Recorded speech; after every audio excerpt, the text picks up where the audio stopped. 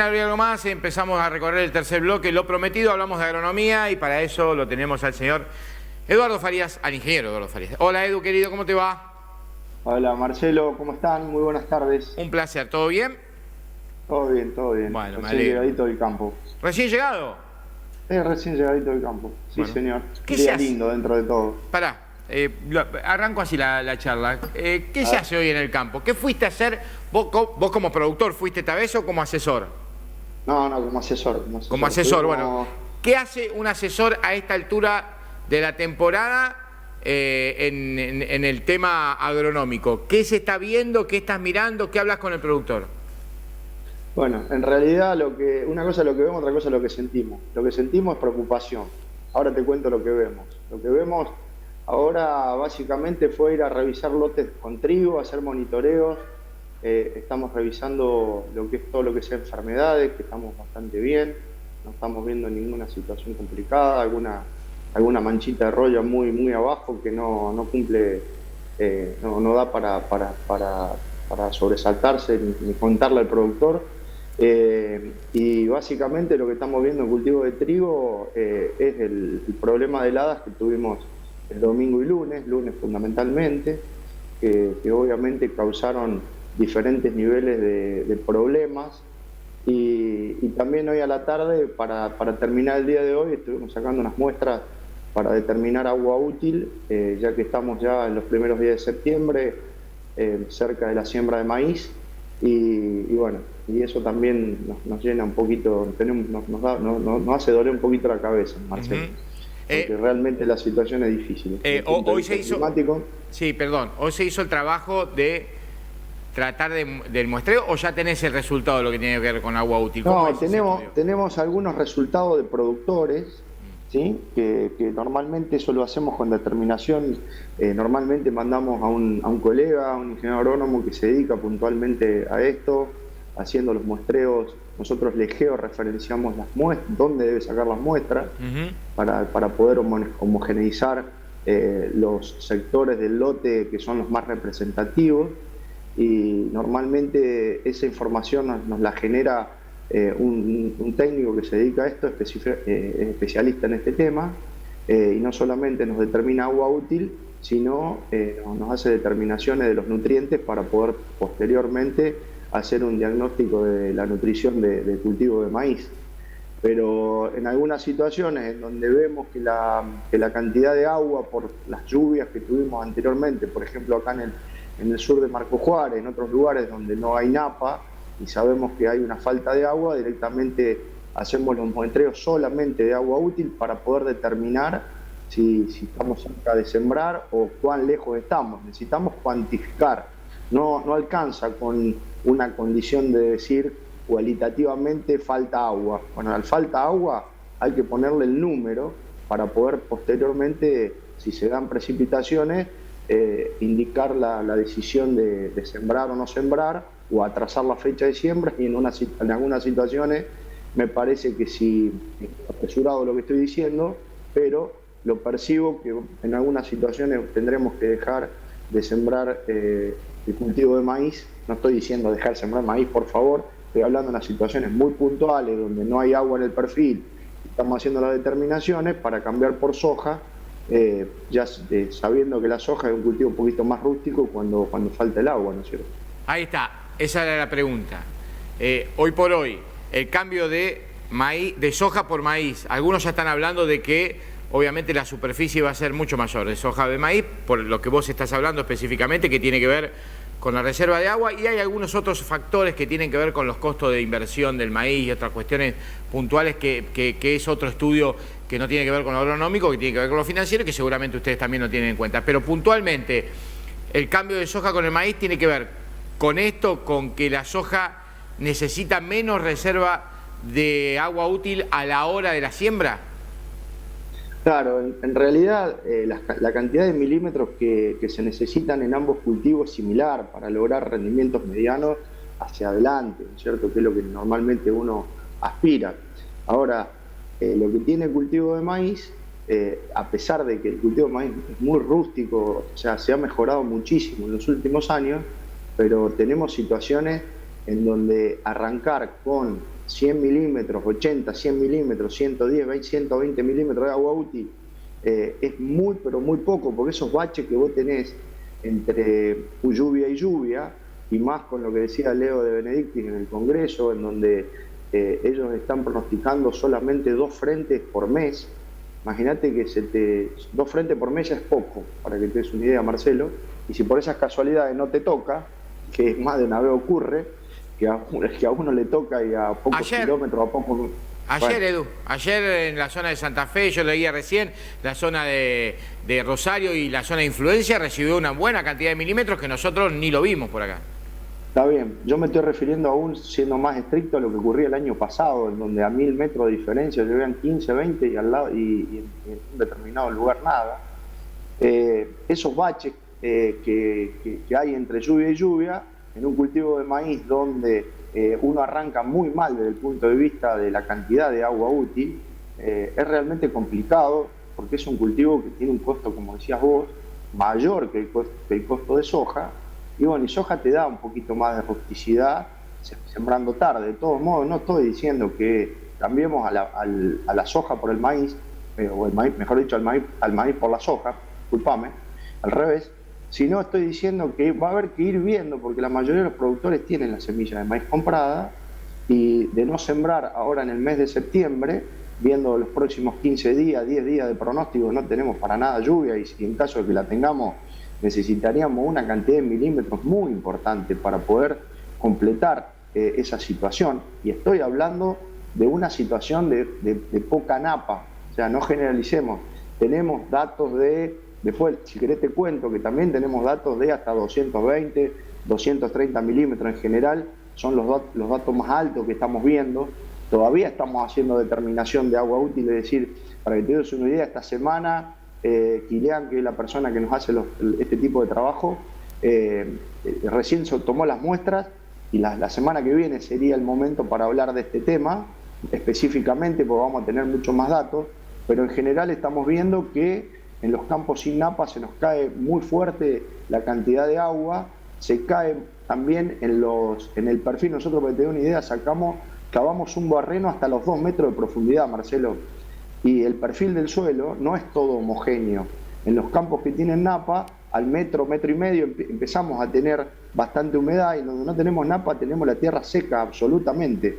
Estuvimos trabajando con Agustín recién, que para tomar las muestras tenemos que estar de a 2 con una bolsita, cuando se nos escapaba, estaba la tierra, era polvo en esa situación. Entonces, digamos que estar hablando de este tema requiere ser muy específico en cada productor, y ahí va la recomendación, para que cada productor vaya con el técnico de confianza, con su técnico, y veas cada lote en particular, porque realmente las diferencias van a ser muy importantes.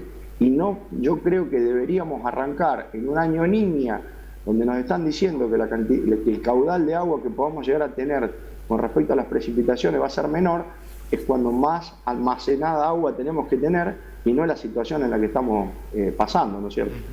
Tenemos gráfico. Sí, está bien. Tenemos una foto que grafica, porque a veces, viste, la gente que no tenemos campo, que no entendemos, que sí entendemos básicamente algunos y otros no.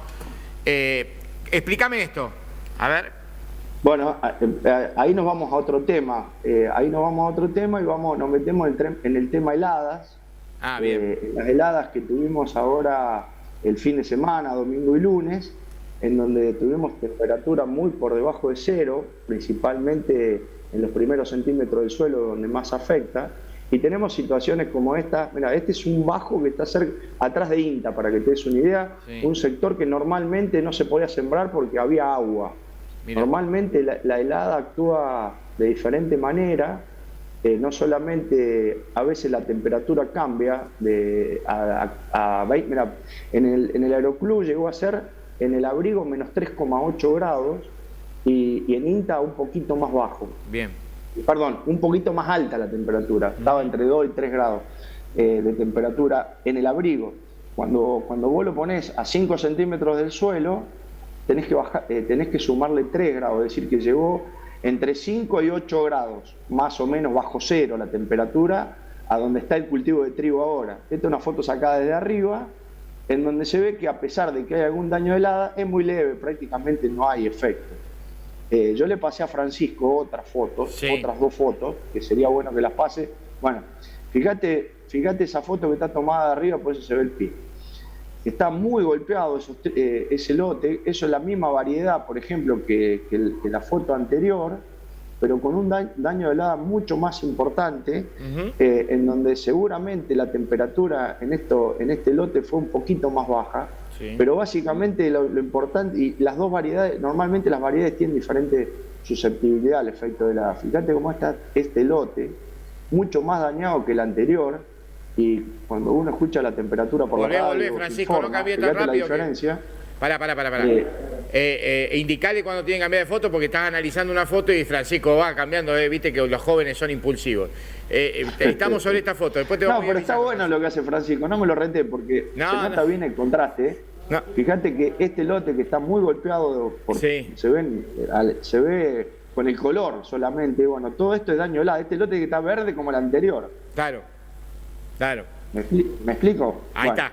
Entonces, Okay. y vos decís, ¿cómo puede ser? Si la temperatura, en la teoría por la radio escuché una determinada temperatura y en realidad hay factores que influyen dentro del lote que tiene que ver con el sector más bajo o lotes más bajos que otros, con respecto, me refiero a la altura con respecto al nivel del mar, Sí. lotes que tienen mucha más cobertura que otros, lotes que tengan inclusive coberturas como rastrojo de maíz. Estos 2 casos son rastrojos de soja, pero este lote que estamos viendo ahora tiene mucha más cobertura que el lote anterior, a pesar de que a veces vos decís, ¿cómo puede ser? Acá esta parte del lote es más bajo y esta parte más alta debería pegar más la helada que esta otra, pero hay lugares donde hay más cobertura, menos cobertura, y la helada pega de diferentes maneras. Bien.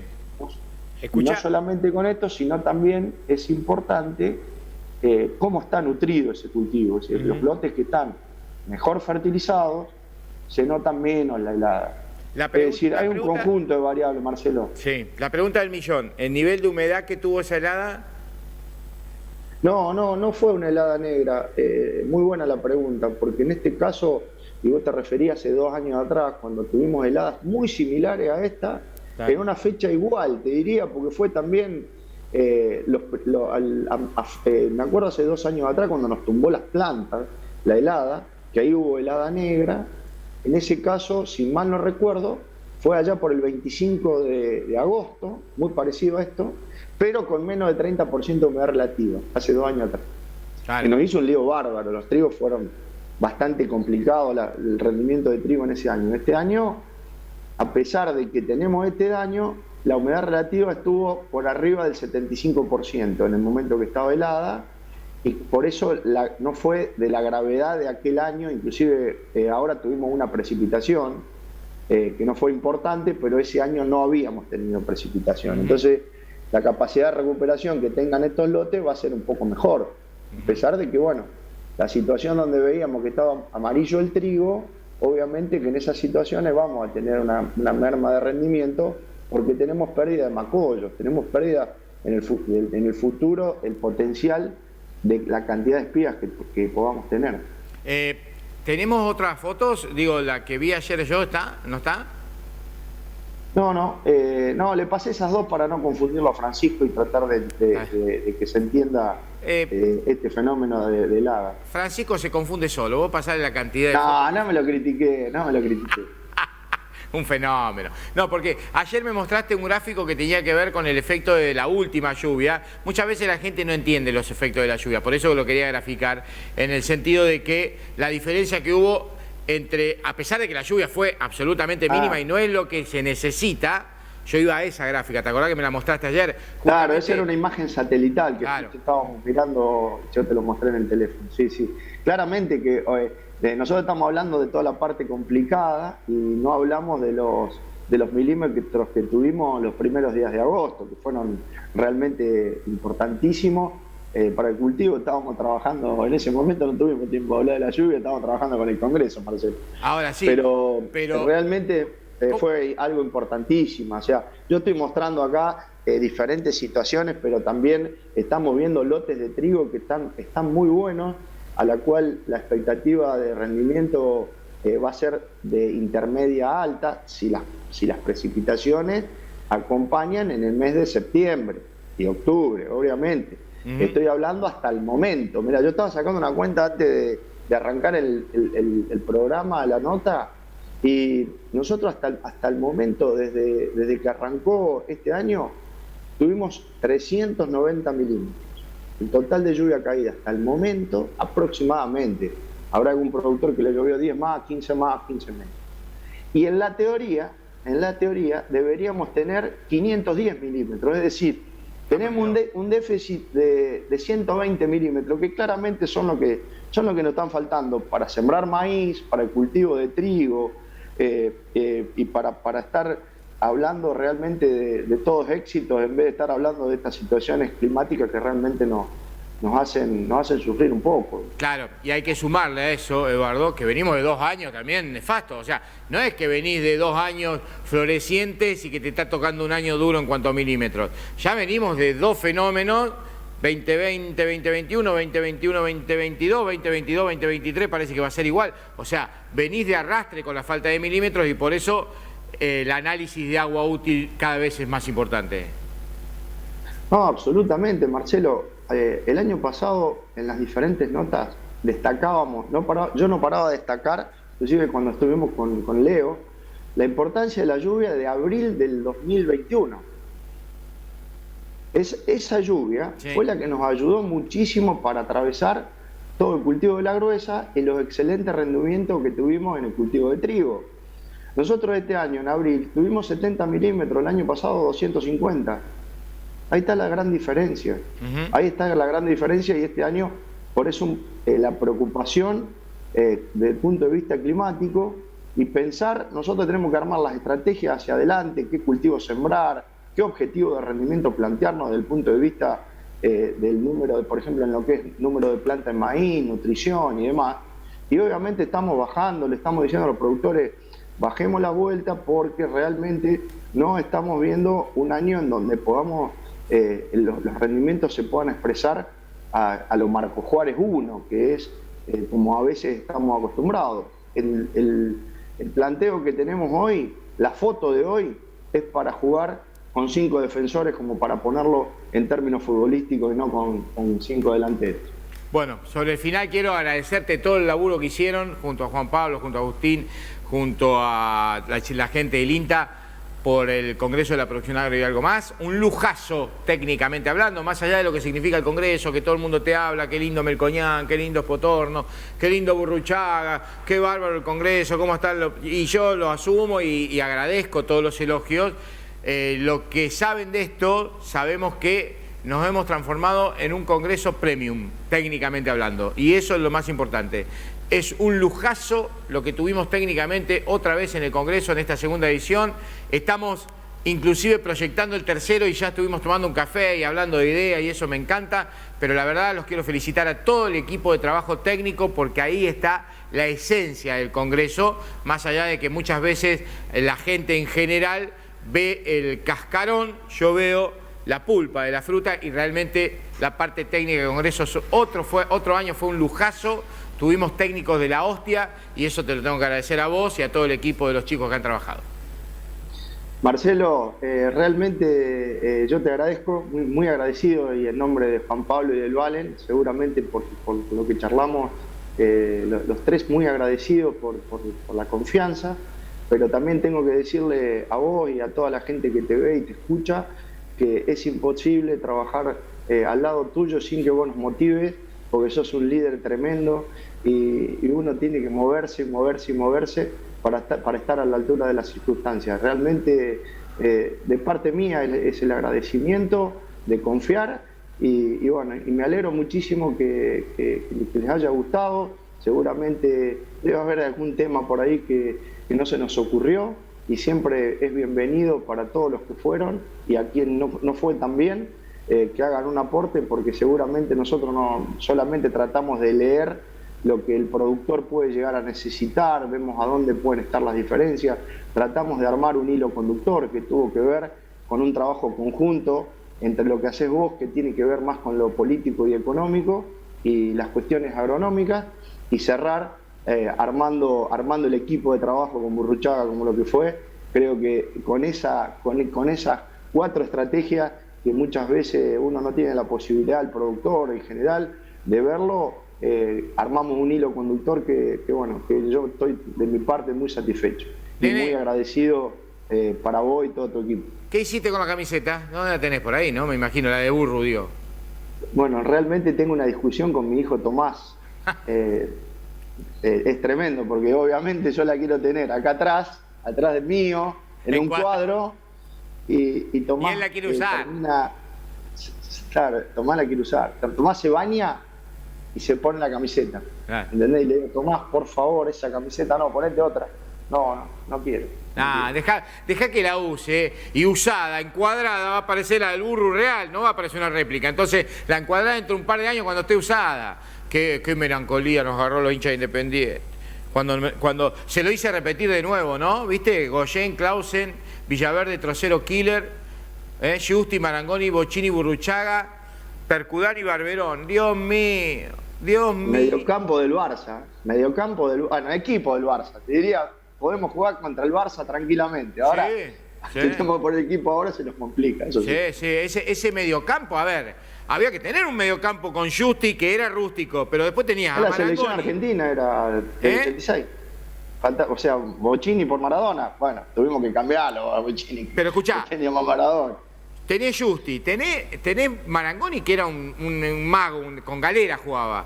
Y después Bocini y Burruchaga, o sea, iban todos para adelante. Había que decir que teníamos a Villaverde y a Trocero atrás, que eran 2 animales también tremendos. Bueno, querido, abrazo enorme, ¿eh?